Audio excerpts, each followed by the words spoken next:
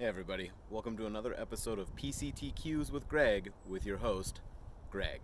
Today, I want to talk to you about my stuff.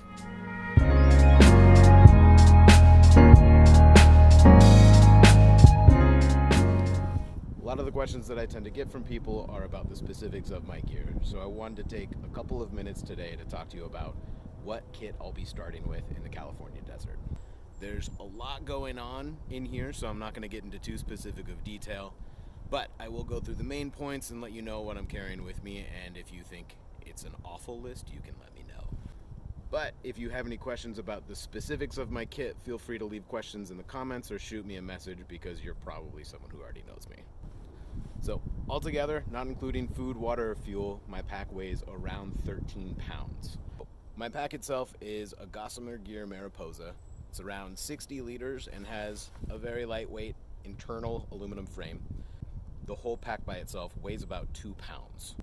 I chose this pack because it's got lots of pockets for organization, it's got hip belt pockets, and it's got that nice aluminum frame, but most importantly, it has a built-in sit pad, which is why I showed you this first. So the second of my so-called big four items is my tent. Weighs about 19 ounces. It's from a company called Tarp Tent, and it's made of a very lightweight plastic called DCF, or Dyneema composite fabric for you other plastics nerds out there.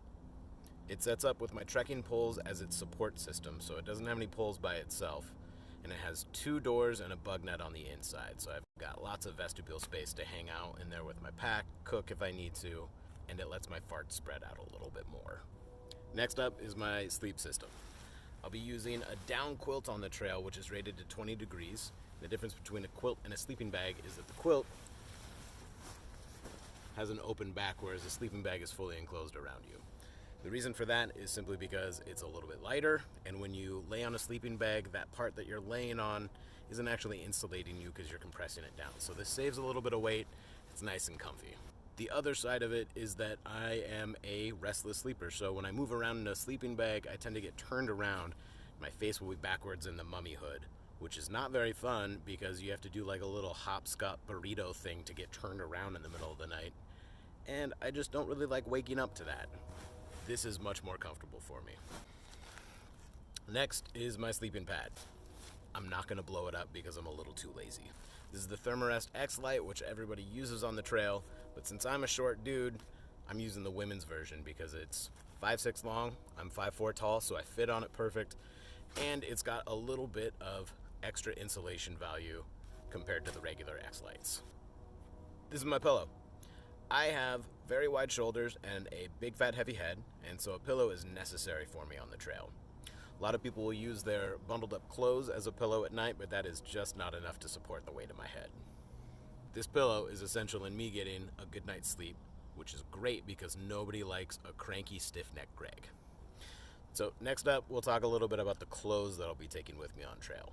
I have 3 sets of clothes that I'll be wearing in interchangeable layers so that I can kind of customize it for whatever the weather is.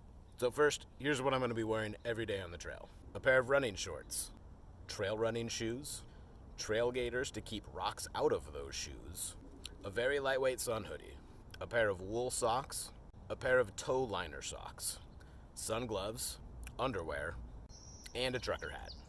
I'll have a second pair each of socks, sock liners, and underwear. Everything else gets worn every single day. Apologies in advance to your nose.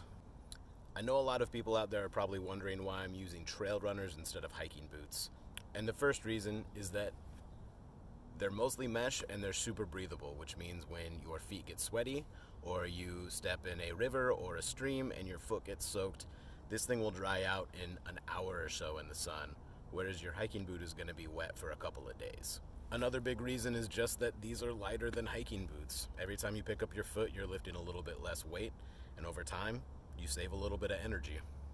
And as for ankle support, with a base weight of 13 pounds, you generally don't need quite as much ankle support as back in the day when you're carrying 50 to 60 pounds.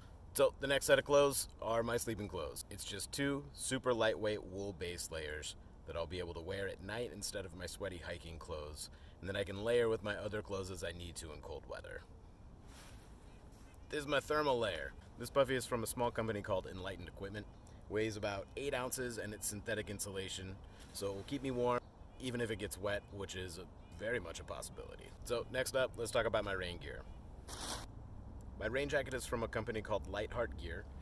It's 7-ish ounces. The downside to it is that it's not breathable at all, which means if you are wearing this, you are gonna sweat. But on the upside, it has front pockets, inside pockets, and pit zips, which were a must for me. For wind/rain pants, I'm gonna be using what's known as dance pants. These are intended to be dancers, like ballet warm-up pants to wear over your singlet or unitard, whatever they're called. But the idea with my rain kit is not to keep me dry in the rain. When you're hiking really hard and it's raining out, you're either gonna get wet from the rain or you're gonna get wet from sweat inside of it. So what my rain gear is geared toward is keeping me warm instead of dry. So when I'm wearing those layers while I'm hiking and it's cold and windy, I will be toasty warm and sweaty underneath them, but still warm. Okay, so on to food gear. This is my cook kit. Held together with a nice little rubber band. Inside there is a bandana to make sure that things don't rattle around a ton. I've got my stove, which is from a company called Soto. This is the Amicus, around 3 ounces. And that attaches onto your standard canister fuel set. All that packs into this 700 milliliter titanium pot. I'm also going to be starting out with this koozie pouch, which I made myself, which is why it's so beautiful. The intent of this thing is that when you heat up your dehydrated food, pour your boiling water in there, you can take that whole pouch of food, shove it in this thing, and then it'll stay warm for a little bit longer. I'm not super sold on the idea yet. I haven't used it a lot in my other backpacking trips, but I'll give it a try in the desert and see if I like it, and if not, I'll throw it into a hiker box. This is my spoon. It's long, titanium, and that's about it. My food bag is an Ursack Mini, which is made out of Kevlar, I believe. It's intended to keep raccoons, squirrels, mice out of your food, because I'm too lazy to do a bear hang every night. A lot of people keep their food bags in their tent at night in the hopes that their presence will scare away whatever animals. However, sometimes mice are known to chew through the fabric of your tent to get in and bite at your food and whatever. And I have no interest in sharing my food with some jerk mouse that chews through my tent and victory dances on my face at night. So my water filtration kit is pretty simple and standard for thru hikers. Consists of a Sawyer personal water filter, a 2-liter reservoir for dirty water collection by a company called Knock, and 4 1-liter size smart water bottles. That's a total of a 6-liter carrying capacity for starting out in the desert. That's going to be useful because we don't necessarily know how far apart water sources are going to be or how dry the desert is during that time. Smart water bottles are great for a water holding container because they are cheap, they're super lightweight compared to something like a Nalgene, and they're really easy to replace in any trail town if you damage them, lose them, anything like that. I know some people are probably wondering why I'm not taking a hydration bladder with like a hose, and the answer is because when you're in the desert, rationing your water is really important, and when you have a reservoir in your pack, you can't easily tell how much water is in it. So the smart water bottles are really useful in that you can see them on the outside of your pack, and you can know exactly how much water you have left. Alright, so this bag here is my health kit. In it, I've got my first aid kit, which includes band-aids, blister care, things like that. Also has ibuprofen, Imodium for those days, and Benadryl. Also included in here are my backup water purifying tablets, just in case my water filter is damaged or lost. Now for the part that I know everybody has been waiting for, my poop kit.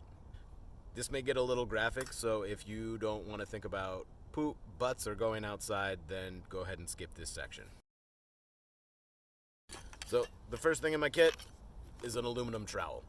In order to practice leave no trace, you need to dig a cat hole that's at least 6 inches deep. Some people dig their holes with trekking pole tips or sticks or their foot, but I just don't have the patience for that. So in the desert, toilet paper doesn't degrade very well, so it's asked of hikers that they carry out their toilet paper rather than leave it buried. I don't really feel like doing that, so instead I decided I'm going to bring a bidet tip, this guy, which attaches onto any of my smart water bottles and maybe a dedicated smart water bottle. I have not decided yet, and we'll be using that instead of TP. You do an initial wipe with a rock, a stick, a leaf, snow, whatever works. You take your bidet tip, you spritz out your butt. If you want, use some soap, scrub it out, and then you wash your hands over your cat hole, throw your rocker stick in there, and bury everything. It's super gross, but it works, and you don't have to carry around dirty doo-doo paper. So, along with washing your hands, biodegradable soap. This goes into cat holes only, not into water sources. Most people bring only hand sanitizer on the trail, which does nothing to kill something like norovirus. So despite everything that I just said a couple seconds ago, I'm probably going to have some of the cleaner hands on trail. In addition to soap, I am also bringing hand sanitizer for in-between poop touch-ups. Then all that stuff goes into a separate bag, so when I need to go, I can just grab the bag and a water bottle, head out into the woods. Alright, so now that we're done talking about that shit, here's my electronics bag. Now, my most important electronic item is my phone. Obviously, this is not my phone. I'm using it to film this video right now, but this is a very nice stand-in. I'll be using my phone as my main navigation source, my camera, my audiobook library, my video editing studio, and it's my general connection to the world when I hit service in towns. Cell signal isn't available on most of the trail, so it'll be in airplane mode in between towns. So I'll also have a Garmin InReach Mini with me, which is my secondary navigation, and it also has the function of being able to send satellite messages to people's cell phone. This lets me talk to folks at home or coordinate rides when I have no cell phone signal. And in the event that I do a sick backflip somewhere and hurt myself, it also has an emergency beacon button on it so that I can call for help. I'll be taking this sweet and tiny headlamp with me. It's USB rechargeable and has red and white lights, and that's just about all I need. This one will be a little bit controversial, but I will be bringing these Bluetooth headphones with me. They're comfortable and waterproof, and also cheap in case they break or I lose them. In order to keep all of those electronics charged, I'll have a kit in order to top them off when I get back into trail towns. The kit includes a 10,000 milliamp external battery, 2 charge cords, and a wall charger with 2 ports in it. So since a lot of the time I'll be trying to get in and out of town quickly so I can get back on trail, having 2 ports to be able to charge from is going to be a really big deal. It makes the difference between staying in town for 3 hours to charge my stuff and staying in town for 10 hours to charge my stuff. All that electronic stuff goes into this small dry bag because I can get damp, but my electronics probably shouldn't. One other piece of my electronics kit is my itty-bitty tripod. This thing is how I'm planning on shooting the trail log portions of my videos, as well as set up for astrophotography shots, which I am super pumped about. Wow. So some of the other miscellaneous gear I'm going to be carrying that's worth mentioning is hiking poles. These serve as the structure for my tent, take stress off of my knees, and I can use them to roll out sore muscles. Plus you can wrap duct tape around them. I'll have around 20 feet of Dyneema cord just for general usage. I have a repair kit for my tent and my sleeping pad, and also a mini Sharpie so that I can aggressively write my name in trail logs and on my gear. So for the coup de grace, I am proud to announce at this moment to the world that I will also be wearing this lovely fanny pack on trail, also known as a bum bag for you pervs overseas. So I'm going to wear this all the time on the trail. It's going to hold my phone, my wallet, an emergency whistle, and my teeny tiny Gerber knife.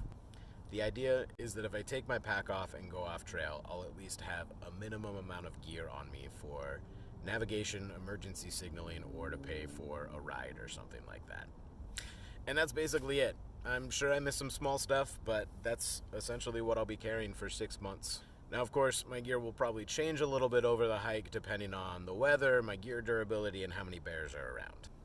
If you're curious about the nitty-gritty details of my gear, I'm leaving a link down in the description to my lighter pack so that you can take a look at the brands, models, and weights of every single item that I'll be carrying.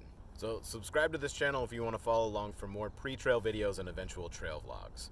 Then you too can watch as I yell at animals and complain about low-intensity physical activity while I'm on my journey of a lifetime. And if you think I'm disgusting for abandoning toilet paper and ankle support, let me know down in the comments. Thanks for watching, guys.